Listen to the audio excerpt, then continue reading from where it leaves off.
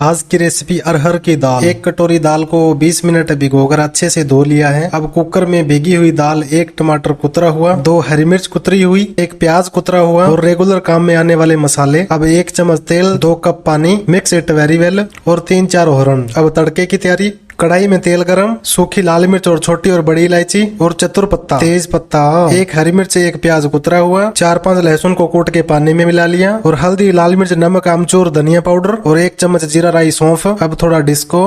अब वो लहसुनी मसालेदार पानी। अब थोड़ी देर और ठहर जा। अब तैयार की हुई दाल। अब मस्त नींबू डाल के खाने का और सब्सक्राइब करने का।